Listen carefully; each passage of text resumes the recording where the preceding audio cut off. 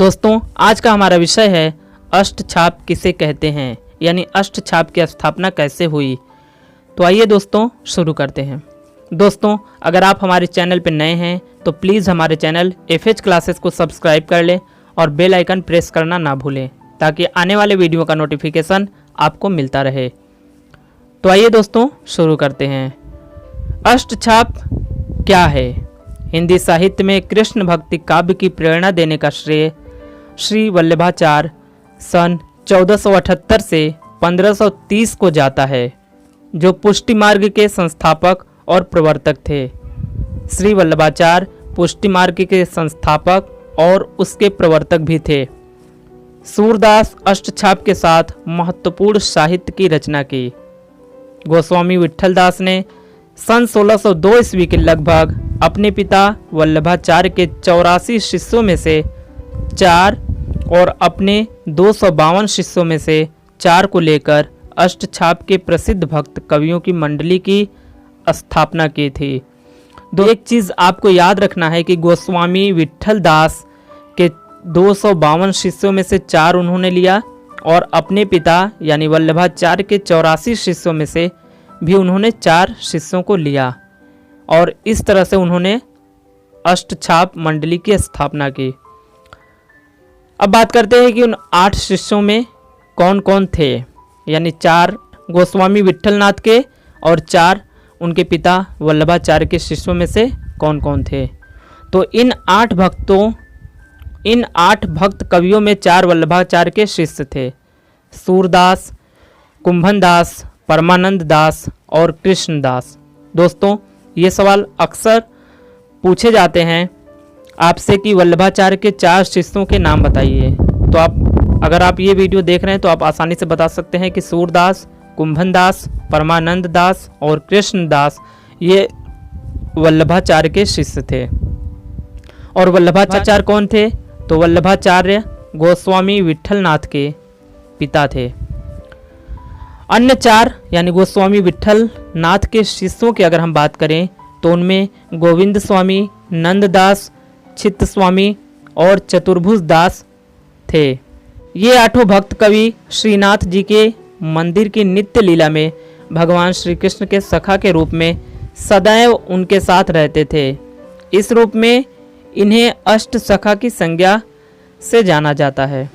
तो दोस्तों अष्टछाप के भक्त कवियों में सबसे बड़े कुंभनदास थे और सबसे छोटे नंददास जी थे। निष्ठता की दृष्टि से प्रथम स्थान सूरदास जी का है तथा द्वितीय स्थान नंददास का है। नंददास जो सबसे छोटे थे भक्त कवियों में, उनका स्थान द्वितीय स्थान है। सूरदास पुष्टि मार्ग के नायक तथा सूरसागर के रचनाकार हैं। नंददास रचनाओं में रास पंचाध्यायी, भंवरगीत एवं सिद्धांत पंचाध्यायी है। परमानंद दास के पदों का संग्रह परमानंद सागर है। दास की रचनाएं भ्रमरगीत एवं प्रेम तत्व निरूपण है। कुंभनदास के फुटकर पद पाए जाते हैं, इनका कोई ग्रंथ नहीं है। चित्त स्वामी एवं गोविंद स्वामी का कोई ग्रंथ नहीं मिलता है। चतुर्भुज दास की रचनाएं द्वादश यश, भक्ति प्रताप आदि हैं। दोस्तों संपूर्ण भक्ति काल में किसी आचार्य द्वारा कवियों, गायकों तथा कीर्तनकारों के संगठित मंडल का उल्लेख नहीं मिलता। अष्टछाप जैसा मंडल आधुनिक काल में भारतेंदु मंडल, रसिक मंडल, मतवाला मंडल, परिमल तथा प्रगतिशील लेखक संघ और जनवादी लेखक संघ के रूप में उभर कर आए। अष्टछाप के 8 भक्त कवि समकालीन थे। इनका प्रभाव लगभग 84 वर्ष तक रहा। ये सभी श्रेष्ठ कलाकार, संगीतज्ञ एवं कीर्तनकार थे। स्वामी विट्ठलनाथ ने इन अष्ट भक्त कवियों पर अपने आशीर्वाद की छाप लगाई, इसलिए इनका नाम अष्टछाप पड़ा। अष्टछाप में ब्राह्मण, क्षत्रिय और शूद्र 3 वर्णों के व्यक्ति थे। उसमें वयोवृद्ध कवियों के साथ युवक कवि भी थे, यानी दोस्तों 2 कवि कुंभनदास और चतुर्भुज दास नाते में पिता और पुत्र थे। तो दोस्तों इस तरह देखिए अष्टछाप मंडली की स्थापना हुई। उनमें 8 शिष्यों को शामिल किया गया, जिसमें 4 गोस्वामी विट्ठलनाथ के थे और 4 उनके पिता वल्लभाचार्य के शिष्यों में से थे। अगर आपसे पूछा जाए कि वल्लभाचार्य के कुल कितने शिष्य थे तो 84, और स्वामी विट्ठलनाथ के कितने शिष्य थे तो उनमें 252 शिष्य थे। दोस्तों अंत में इस पीडीएफ को क्रिएट करने वाले मोहम्मद फैज़ सर का मैं बहुत बहुत शुक्रिया अदा करता हूं। उन्होंने कड़ी मेहनत के साथ इस पीडीएफ को क्रिएट किया। दोस्तों उम्मीद है कि आपको ये वीडियो पसंद आया होगा।